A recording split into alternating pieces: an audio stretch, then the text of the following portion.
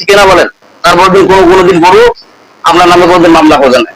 ওই সেই গরু নিয়ামত দেয়, অত অশেষ নিয়ামত দেয়, দুধ দেয়, গোস্ত দেয়, সেই গরুকে আপনি যদি কোনো একটা কিবার দেখেন, তাহলে আপনি গরুকে পেয়ে পোনা পাড়া হার করেন, মায়ের দেন ধরে, তারপরে কোনোদিন গরু প্রতি হাত করে না, বিচার মামলা দেয় না। কেন দেয় না? কারণ গরুকে নিয়োজিত করা হয়েছে আপনার জন্য, আপনি আর গোস্ত খাবেন, দুধ খাবেন। আর আপনি কার গোলামি করবেন? আপনি আল্লাহ তাআলার গোলামি করবেন। আপনি যখন আল্লাহ তাআলার গোলামি করবেন, তখন সমস্ত মাখলুকাত আপনার গোলামি শুরু করে দিবে, বলেন না সুবহানাল্লাহ।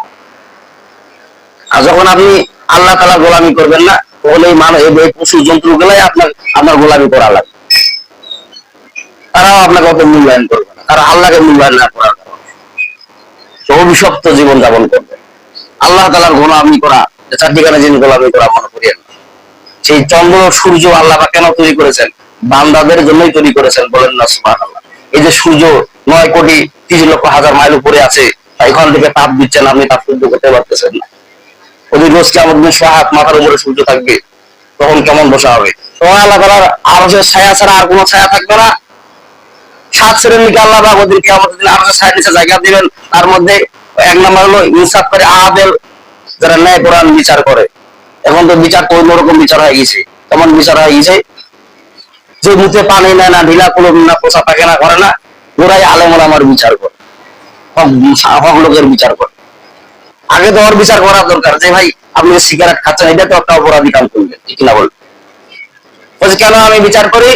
আমি টাকাওয়ালা, অর্থ সম্ভব লোক, আমাকে মানুষ মূল্যায়ন করে, ও আলেম হচ্ছে কি হয়েছে, ওর কাছে অর্থ সম্পদ নাই, ওর বিচার সে কজনে মানুষ আছে, ঠিক কিনা বলে? টাকাওয়ালা, অর্থ সম্পদ আছে, এই জন্য একটা নামাজি লোকের বিচার করে। বলে ভাই কেমন বিচার করে? ওই উল্লাহ খালে কাম করছে তুই। ও যেটা রায় দিবে, একটা মদখোর, একটা বিড়িখোর, একটা প্রস্রাব করে যে পানি নেয় না, ঢিলা গুলো নেয় না, ও মনে করে একটা নামাজি লোকের বিচার করে। কেমন করে? ওই হুজুর গুলা যত ফেঁকড়া, ওই যে কি, ওই নবীজির আমলে নবীজি তো টিস্যু ব্যবহার করে নাই, ব্যবহার করছে আপনার ঢিলা গুলো, মাটির ঢিলা, আর আপনারা টিস্যু ব্যবহার করছেন। ওই ফের বড় হাদিস মুফাসসির ব্যাখ্যা লিখছেন যে তখনকার যুগে এটা প্রযোজ্য ছিল, এখন হয়তো ঢিলাগুলো পাওয়া যায় না, বেশিরভাগ টিস্যু পাওয়া যায়। আপনি সফরের মধ্যে যাচ্ছেন, তখন কি ঢিলাগুলো পাওয়াটা করতে নিয়ে যাবেন না? এটা কেমন হাস্যকর জিনিস দেখায় না? এখন কথা যে হুজুর ওই তখনকার তাফসীর আর আপনার ফালাফালি করেন, দরকার হলে আমি পানি এই জন্য ব্যবহার করি না, প্রসাব দিয়া করে ঝাড়া দিয়া উঠে পালাই। বলছে কেন? বলছে ঢিলাগুলো আর টিস্যুগুলো তোমার আল্লাহ তাআলা হয়েছে, আমার আল্লাহ তাআলা বলেন না, নাউযুবিল্লাহ মিন যালিক, নাউযুবিল্লাহ নিয়ে তোমরা ফালাফালি করো। আমি আপনাদের সামনে যে আয়াতে কারিমা তেলাওয়াত করেছি, সূরা নেসার 75 নম্বর আয়াত, কত নম্বর আয়াত? সূরা নেসার 75 নম্বর আয়াত আমি আপনাদের সামনে তেলাওয়াত করেছি। এই আয়াতটা নাযিল হয় কখন? বিশ্বনবীজি যখন মক্কা থেকে যখন মদিনায় হিজরত করেন। কোথায় হিজরত করেন? নবীজির জিন্দেগি কয়টা বলেন দেখি? 2টা জিন্দেগি। কুরআন কয় ভাগে বিভক্ত করা হয়েছে? 2 ভাগে বিভক্ত করা হয়েছে, একটা মক্কা, একটা মদিনা। মক্কা যখন বিশ্বনবী ছিলেন, তখন যখন কোরআন আয়াত নাযিল হতো, সেটাকে মাক্কি সূরা বলা হয়।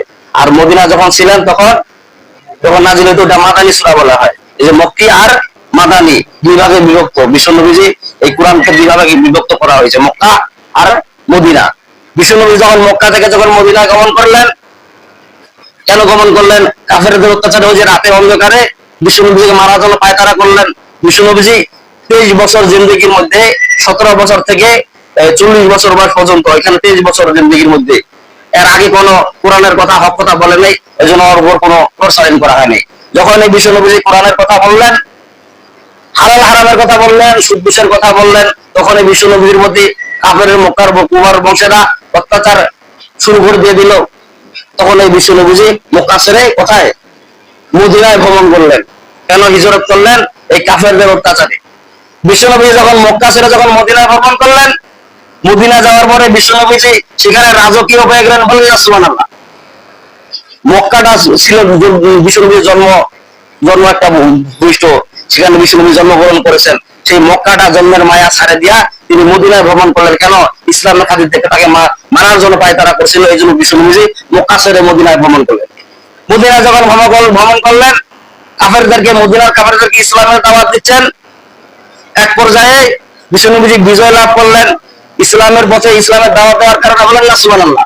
যখন ইসলামের বিজয় দান করলেন, বিশ্বনবীজি তখন মদিনায় রাজকীয় হয়ে গেলেন, সেখানকার বাদশা হয়ে গেলেন, বলেন না সুবহানাল্লাহ। এই জন্য একটা গজল আছে না যে দুজাহানের বাদশাহ নবী খেজুর পাতার বিছানার মধ্যে শুয়েছিলেন, একটা গজল আছে না? দুজাহানের বাদশাহ নবী বাদশাহগিরি করলেন না, তার বিছানা ছিল খেজুর পাতার বিছানা, বলেন না সুবহানাল্লাহ। তিনি বাদশাহগিরি ছিলেন, তারপর খেজুর পাতার মধ্যে তিনি বিশ্রাম করতেন, বলেন না সুবহানাল্লাহ। কেমন বাদশাহী বলছে। মদিনায় যখন বাদশাহী পেলেন, আরাম আয়েশে খাওয়া শুরু করে দিলেন, ভালোই চলতেছিল। হঠাৎ করে মক্কার কাফেররা, কুরাইশ বংশের কাফেররা মক্কার অসহায় নারী এবং পুরুষদের প্রতি অত্যাচার শুরু করে দিল, বলেন না নাউজুবিল্লাহ।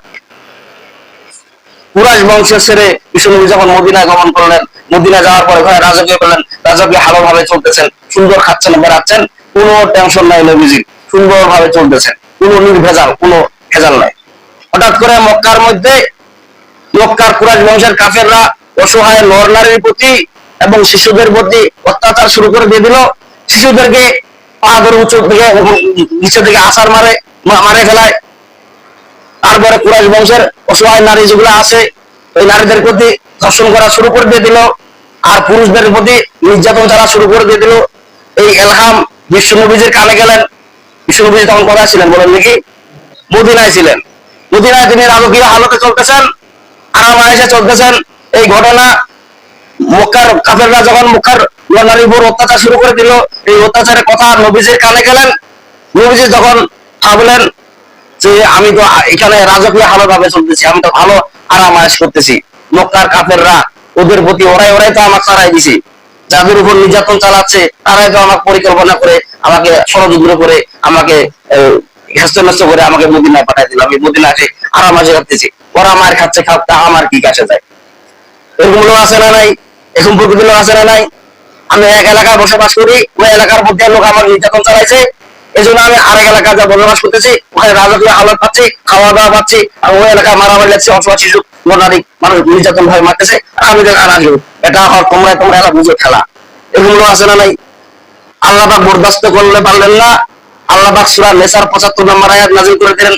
আল্লাহ পাক বলেছেন, ওয়া মা লাকুম লা তুকাতিলুনা ফি সাবিলিল্লাহি ওয়াল মুস্তাদআফিনা মিনার রিজালি ওয়ান নিসাই ওয়াল উলদানিল্লাযিনা ইয়াকুলুনা রাব্বানা আখরিজনা মিন হাযিহিল ক্বরয়াতিল যালিমি আহলুহা واجعل لنا من لدنك وليا واجعل لنا من لدنك